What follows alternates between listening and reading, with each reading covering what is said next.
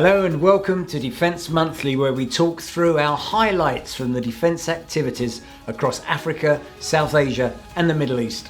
I'm Alan Peaford. And I'm Jon Lake. We've got a really full programme here today as we're joined remotely by Jay Menon in New Delhi. Hi Jay.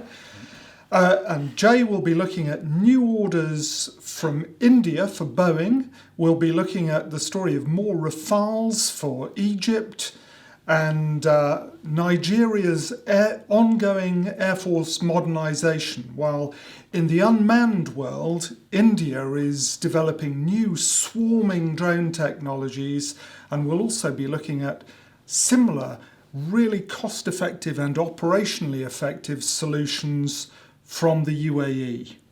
But before all that, let's hear a message from our sponsors and stick with us.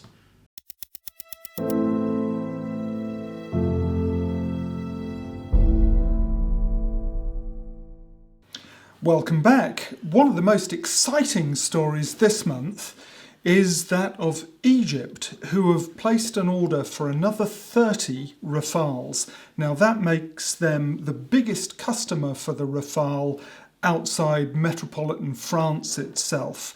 30 new aircraft will bring their fleet to 54, which puts them firmly in the front rank of Middle East air forces, which is really exciting for them. And of course for Dassault, it's fantastic news because, you know, one of the problems for Dassault with the Rafale is a relative paucity of orders means that, you know, they need to keep that production line open. So an order for 30 jets from Egypt is an absolute blessing. It will allow them to be marketing off a hot production line. So it's absolutely fantastic. For Egypt, it's part of a much broader modernisation. A few years ago, its Air Force was full of ageing aircraft types, often Soviet and Chinese in origin, and now suddenly full of Rafales, advanced MiG-29 M2s and Sukhoi Su-35s. So it's a fantastic boost for them. And they ready for training on all of that, John? That's going to be a really interesting thing. Initially, it's not going to be too much of a problem because they're getting all these guys off the old Phantom squadrons and the Mirage squadrons and all of that. So it's a relatively easy conversion process. But after that, now keeping that force capitalised with new blood, with the new young lads, that's going to be a problem because their training system at the moment, it's reliant on aging K8s, a few Alpha jets and stuff. So they're really going to be looking at massively boosting their synthetics, but also they're going to be looking for a new advanced trainer aircraft, maybe a new basic trainer as well. Thanks, John.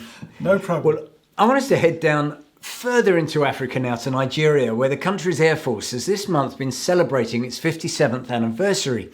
And there were extra special celebrations at the Makurdi Air Base, where a team from Pakistan joined in the fun as they inducted 3 Chengdu Pakistan Aeronautical Corporation JF-17 Thunder fighters to the Nigerian Air Force. Now, these JF-17s have been talked about since 2018 when they appeared on a government budget document. This made Nigeria the first customer for the type outside of Pakistan to be named. Myanmar also operates the type, although interestingly, China itself doesn't. Nigeria has been focusing on significant modernisation. Air Chief Oladeo Ameo has been talking about the 26 new aircraft, which included 10 Super Mushak trainers, 5 MIL Mi-35M attack helicopters, 2 Mi-171E utility helicopters, and 2 Bell 412s, and now of course the JF-17s. Excitingly, we're also expecting to see the arrival of a dozen Embraer Sierra Nevada A-29 Super Tucano ground attack aircraft from the USA. Now, although the Super Tucano is a Brazilian design, these are being built by Sierra Nevada in Florida and supplied via the US Air Force, who have been training Nigerian pilots at the Moody Air Force Base in Georgia. They are due here within the next 10 weeks and have been drawing plenty of attention during the test flights. Now, Nigeria is also developing a new UAV fleet which will comprise of 2 Avic Wingloom 2s, 4 China Aerospace Science and Technology Corporation's CH-4s and 2 CH-3s. The modernisation has been driven by battles with Boko Haram insurgents in the northeast of the country. Some in Nigeria believe that the JF-17 will thunder into that insurgency as it carries a wide variety of weapons, including several with considerable standoff ranges. Its electro-optical pod is also available for pinpoint attacks around the clock. Now, some believe that it could indeed be a game changer, but John, I know you have slightly different views. Well, yes, Alan, I do. In Africa and in Nigeria, Nigeria, of course, has got massive experience of counterinsurgency warfare, and their experience has been that their fast jets have not been that useful, whereas their advanced trainers, the Alpha jets and the L-39s, have been. And it's the really significant thing in this order is the A-29s, the Super Tucanos, because they really do promise to bring a game-changing, war-winning capability for the Nigerian Air Force. They're manoeuvrable, they're slow enough to see what's going on the ground, and they've got more than adequate weaponry to deal with insurgent targets. So that's the big thing for me. Fantastic. Well, I want to talk a bit now about Edge, the UAE's defence conglomerate. Now, the company was in the news this month, of course, with its Abu Dhabi shipbuilding business, securing a $950 million contract to build 4 Falaj 3 class offshore patrol vessels for the UAE Navy. And it's great to see that happening. But I want to talk about another part of that same platforms and systems cluster, which has been coming up with some pretty neat airborne products. Now, cost, of course, is a major driver for armed forces these days, and the cost of missiles and munitions is high. There's been a lot of focus on gliding munitions, and Edge has developed the Rash 2, a fixed-wing guidance kit for mortars and for other in-house designed payloads. It's capable of gliding in flight and directing munitions to ground targets and firing from rotor-wing and fixed-wing aircraft, as well as tactical UAVs. It effectively converts a standard mortar into a low-cost, high-precision guided munition system capable of swiftly engaging unexpected small to medium-sized threats and ideal for patrol missions, border security, and accurately eliminating high-value threats. And it is accuracy when engaging targeted moving threats that's the key. And at the recent IDEX show in Abu Dhabi, we saw Edge announcing new additions to its smart loitering RW24 munitions. Now, I've been able to take a closer look at this last month, and the interesting thing here is that they've equipped the RW24 with an automatic TV seeker to provide accuracy of engagement for targeting moving threats, and it's called the RW24 Seeker. Now, we can see here in this animation that the planned effectiveness of this munition and how it's going to work. And the extended warhead variant increases the payload capacity from 8 kilograms to 13 kilograms, which allows the drones to carry additional fuel or increase the size of the onboard munitions. Now, fired from its own rail launcher, which takes just 15 minutes to deploy, it has a range of 100 kilometers, endurance of 2 hours, and a cruise speed of 130 kilometers an hour. And it can loiter until the go signal is sent, and certainly can take out protected or heavily fortified vehicles or buildings where the bad guys might be. It's just so impressive to see the Gulf company really developing systems and products at such a rate that gives the nation a procurement independence. And nowhere is procurement independence more important than in India. Isn't that so, Jay? That's right. The future of aerial warfare is going to witness a sky change. It's going to be a science fiction. In a decade from now, I think the swarms of unmanned Indian-made drones could enter the enemy airspace. We have Neelam Matthew with more details about swarm drones. Disruptive technologies are driving strategic military affairs globally.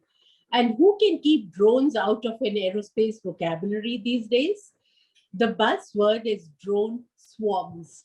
unmanned aerial vehicles or robots that work together to achieve a specific role. Now, India has moved one step away from keeping up with the Joneses, becoming the first country to develop offensive drone combat swarm capability using different classes of drones.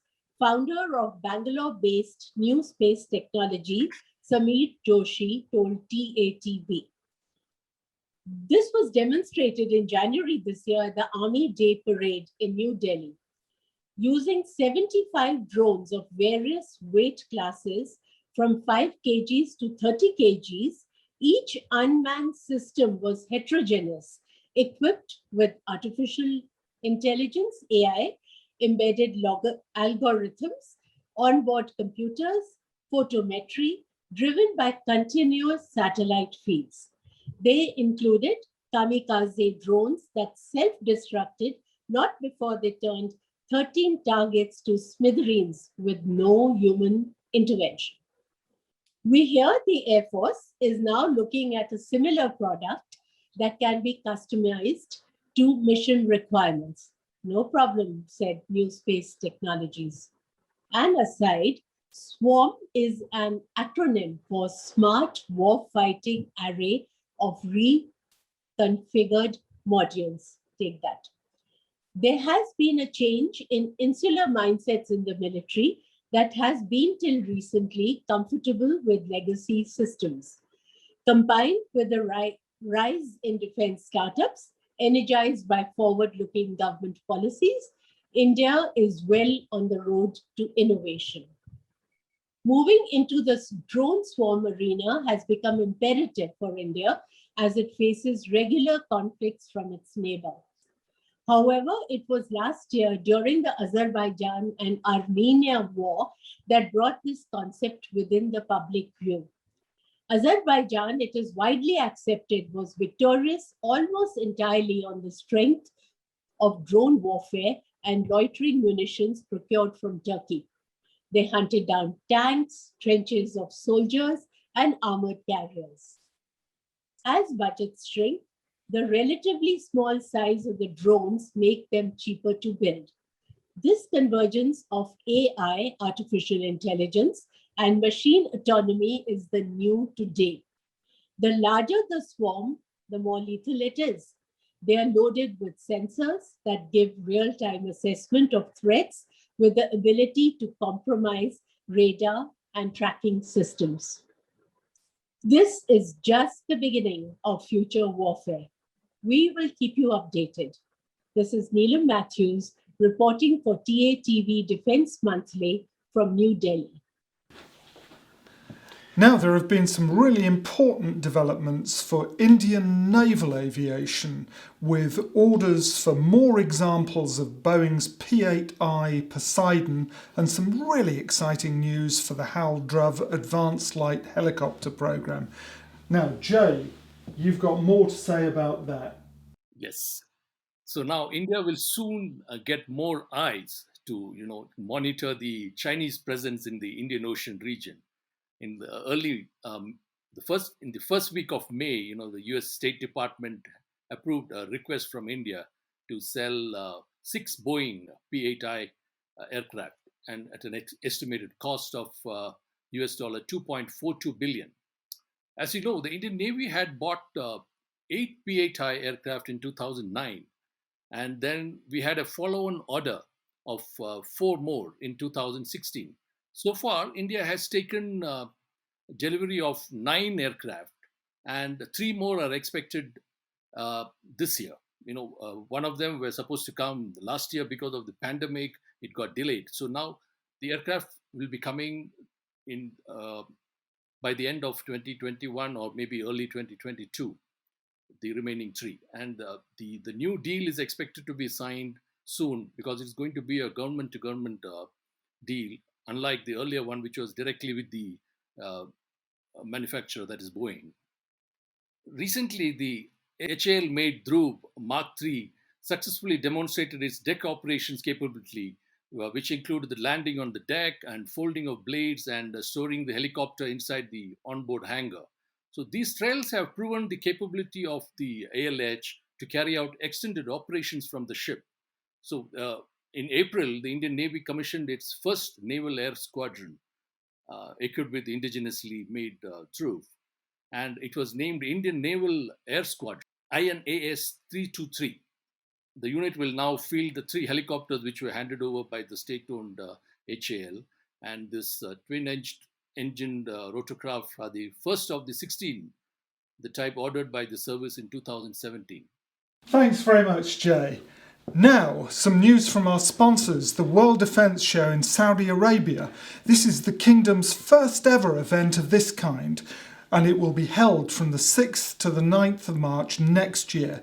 According to the organisers, more than 70% of the exhibition space has now been allocated to major primes and local firms alike who are set to attend. Companies interested in reserving a stand at this inaugural event only have until the 25th of June to benefit from advantage rates. So get booking now by visiting World Defence Show, defence with an S.com. Alan. Yeah, I'm really looking forward to that event, I can tell you. Oh, me too. And seeing the venue, because it sounds awesome. Well, that's it from us this month. That's from John, from Jay and myself. And don't forget to let us have any ideas you have for our talking points. And don't forget too to subscribe on our YouTube site for more exciting aerospace and defence programmes.